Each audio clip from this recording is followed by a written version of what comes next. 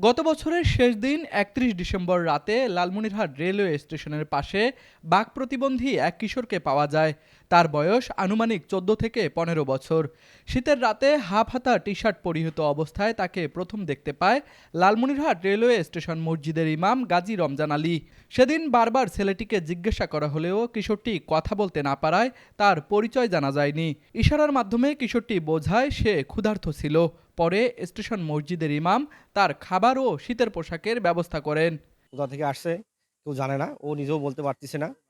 হ্যাঁ, তখন অবশ্য ওর পোশাক খুব খারাপ ছিল, মানে আসলে এরকম শীতের পোশাকও ছিল না।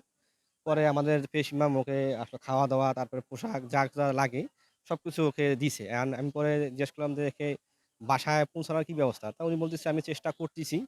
আসলে অনেক মানুষের সাথে কথাবার্তা বলতেছি, কিন্তু আসলে এই পর্যন্ত কোনো খোঁজখবর না পাইতেছি।"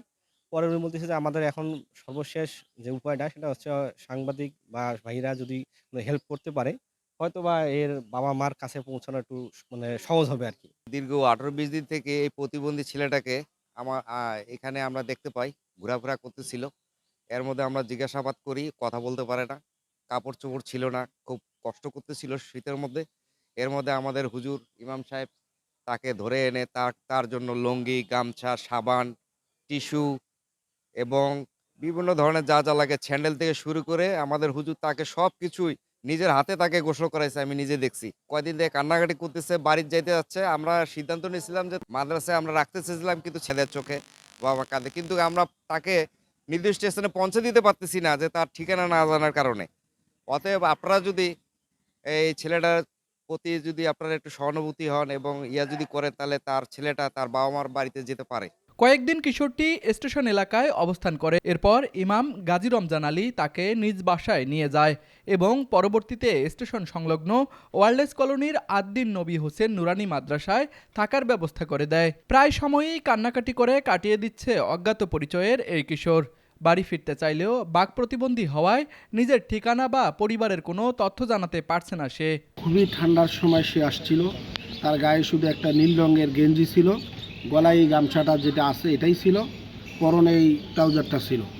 তখন এই ব্যক্তিকে আমি জিজ্ঞাসা করি, এই ছেলেটাকে, যে তুমি খেয়েছো কিনা? বললো না, খাই নাই। খাওয়া দাওয়ার ব্যবস্থা করি, আমি নিজেই তাকে গোসল করিয়ে দেই, চুলটুলগুলো সুন্দর করে কেটে দেই। এবং সেদিন থেকে আমি নিজেও বিভিন্ন জায়গায় খোঁজাখুঁজি করার চেষ্টা করি, ফেসবুকে দেই। তার বাবা মার সন্ধান আজও পাইনি।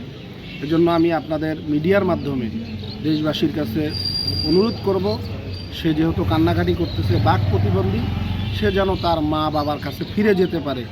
বিষয়টি লালমনিরহাট সদর থানাকে মৌখিকভাবে অবহিত করা হয়েছে, তবে এখন পর্যন্ত তার পরিচয় শনাক্তে কোনো অগ্রগতি হয়নি। পরিবারের সদস্য বা পরিচিত কেউ যদি কিশোরটিকে চিনে থাকেন বা কোনো তথ্য জানেন, তাহলে লালমনিরহাট সদর থানায় যোগাযোগ করার জন্য অনুরোধ করা যাচ্ছে।